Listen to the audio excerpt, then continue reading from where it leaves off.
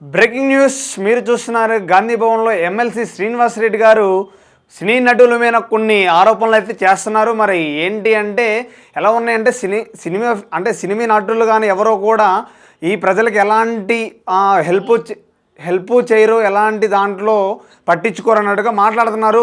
So మనకి చూసినట్టు కొన్ని అంటే మనం వరదలు వచ్చినప్పుడు కానీ ఫండ్ ఇస్తూనే ఉంటారు. సో చాలా విధాలుగా మాట్లాడుతున్నారు. కన్నడ వాళ్ళు ఉన్నట్టు మన తెలుగు ఇండస్ట్రీ ఎందుకు ఉన్నట్టు ప్రశ్నిస్తూ మాట్లాడుతున్నారు. సో దీని మీద మనతో మాట్లాడడానికి సీనియర్ జర్నలిస్ట్ శ్రావణ్ గారు ఉన్నారు. అన్న నమస్కారం అన్న. నమస్తే అండి అన్న, ఇప్పుడు శ్రీనివాస్ రెడ్డి గారు ఎమ్మెల్సీ గారు అన్న మాటలతో మీరు ఎలా ఏకీభవిస్తారా? మీరు ఖచ్చితంగా ఏకీభవించడండి. ఎన్ఎం శ్రీనివాస్ రెడ్డి గారు మాట్లాడింది చాలా హాస్యాస్పదంగాను, చాలా జుగుస్పరకరంగా ఉంది. వాస్తవానికి ఆయన మాట్లాడేది లిమిట్ లో మాట్లాడి ఉంటే 2-3 విషయాలు మాట్లాడి ఉంటే బాగుండేది.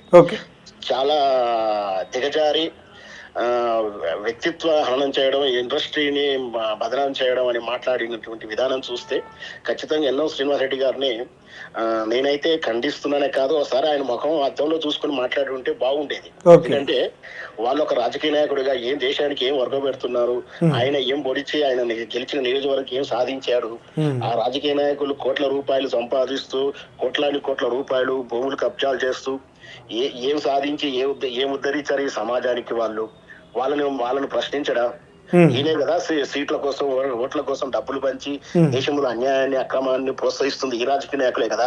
ఈ దేశం 70 ఏళ్ళు 80 ఏళ్ళు వెనకబడి స్వతంత్రం వచ్చిన వెనకబడి ఉండడానికి ఇట్లాంటి మూర్ఖుల వల్లే కదా, ఇట్లాంటి అజ్ఞానుల రాజకీయ నాయకుల వల్లే కదా. ఆయన ఎవరు ప్రతి ఒక్కడికి పనికిమాలోని ప్రతి ఒక్కడికి సినీ పరిశ్రమని అనడానికి ఫ్యాషన్ అయిపోయింది. ఇప్పుడు ఇదేమన్నా రేవతి ఇష్యూ ఏమైనా జాతీయ విపత్తా రాష్ట్ర విపత్తా? రేవతి అనేది పాపం చనిపోయింది. అది మానవీయ కోణంలో చాలా మనం దాన్ని ఖండించాల్సిందే, బాధపడాల్సింది. అంత మాత్రం సినీ పరిశ్రమ అంతా వచ్చి కూర్చొని రేవతి ఇంటి ముందులో కూర్చొని జాగారాలు చేయాలా? ఏం చేయాలి? ఏంటి అసలు వీళ్ళ సాడిష్టమైంది? సాడిష్ట లక్షణాలు ఏంటి అసలు? సినీ పరిశ్రమను తెలంగాణలో ఉంచదలుచుకోకని ఇట్లాంటి కుట్ర ఏమైనా చేస్తున్నారా? వీళ్ళు బ్లాక్ మెయిల్ రాజకీయాలు, వాళ్ళ ఎలక్షన్లకు ఫండ్ ఇవ్వకపోవడం, వాళ్ళ భూముల వాటాలు ఇవ్వకపోవడమే అనేది ఒక వాదన వినిపిస్తా ఉంది. దానికోసం మీరు టార్గెట్ చేసి మాట్లాడుతున్నారా? కామన్ సెన్స్ లేకుండా అనవసర విషయాల్లో తమిళ్ తెలుగు అని ఇండస్ట్రీని పోల్చి మాట్లాడే అనేది సిగ్గుచేటు. అసలు ఆయన ఎమ్మెల్యేగా ఉంటే ఏం ఉద్ధరించాడు, ఆయన మేనిఫెస్టో ఏంటి, ఆయన ఎన్ని పార్టీలు మారారు, ఆయన టికెట్ ఎట్లా కొనుగోలు చేశాడు, ఇవన్నీ కూడా ఎలబెట్టాల్సి వస్తుంది అవసరం వస్తే.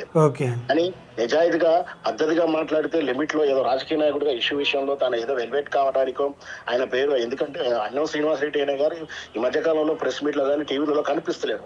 ఆయన ఏదో టీవీలో కనపడాలనుకుని ఏమైనా మాట్లాడాలనుకున్నాడో మరి ఏమో తెలియదు. కానీ ఇట్లాంటిది గాంధీ భవన్ వేదికగా తెలంగాణ మీద, తెలంగాణ అస్తిత్వం మీద, తెలంగాణ ప్రయోజనాల మీద దాడి చేయడం అనేది నిజంగా కూడా దీని వెనుక భారీ కుట్ర ఉన్నట్టుగా అనిపిస్తుంది. నన్ను లెక్క చేయకపోవడమో, నా పేరు మర్చిపోవడమో, లేదా మా పార్టీకి విరాళాలు లేకపోవడమో, నేను హైదరాబాద్ లో ఉండగా మీరు 2000 కోట్ల రూపాయల కలెక్షన్ ఎట్లా చేసుకుంటారు, నా వాటా ఏదని అని అడుగుతున్నారా అనే అనుమానాలు వస్తా ఉన్నాయి. వాటికి దాని పర్యవసానం ఇవేనా మాకు అనిపిస్తా ఉంది.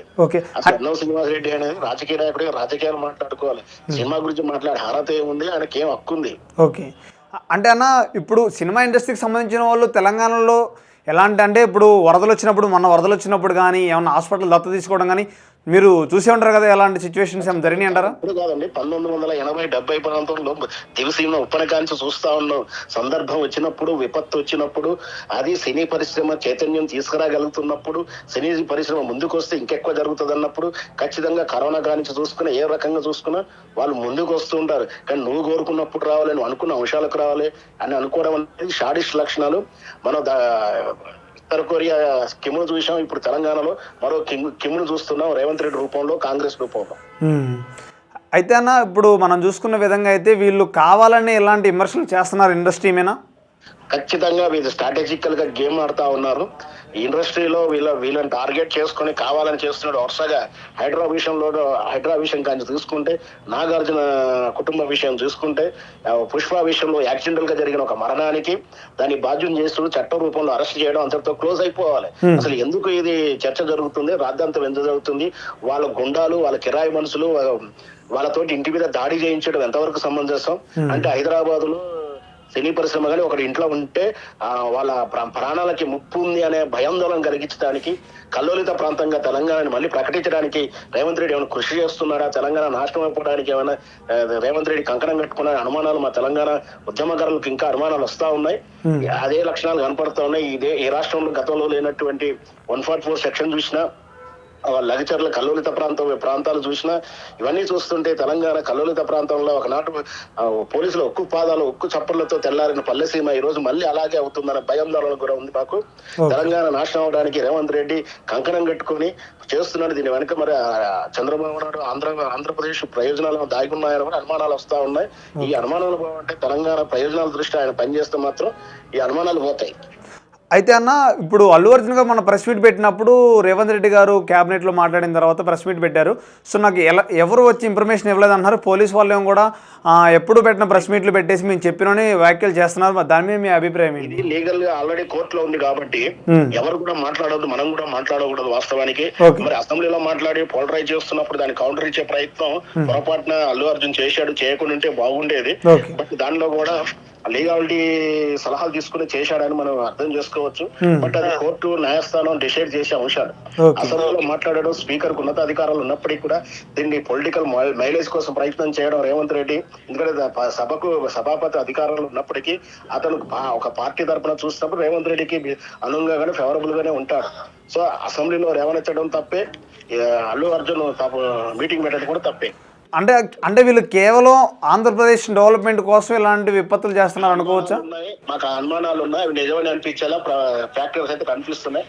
మరి చూద్దాం ఏం జరుగుతుందో. ఓకే అన్న, థ్యాంక్ యూ అన్న, థ్యాంక్ యూ. చూశారు కదా, అంటే మనం గతంలో చూసినని వరదలు వచ్చినా ఫండ్స్ ఇవ్వడం అందరికీ తెలిసిందే. 50 లక్షలు, కోటి రూపాయలు, 25 లక్షలు మన ఆంధ్రప్రదేశ్లో కూడా ఇచ్చారు. సినిమా ఇండస్ట్రీకి సంబంధించిన వాళ్ళు మహేష్ బాబు గారు చూసుకుంటే ఒక విధంగా ఒక హాస్పిటల్ దత్తత తీసుకొని కూడా హార్ట్ ఆపరేషన్ చేయడం మనం చూసినాం. కానీ ఈ శ్రీనివాస్ రెడ్డి గారు ఎలా మరి ఇవన్నీ చెప్పారు అర్థం కావట్లేదు. కానీ తెలుగు ఇండస్ట్రీకి మన తమిళ ఇండస్ట్రీకి పెట్టుకొని పోటీతో సమానం చూస్తున్నారు.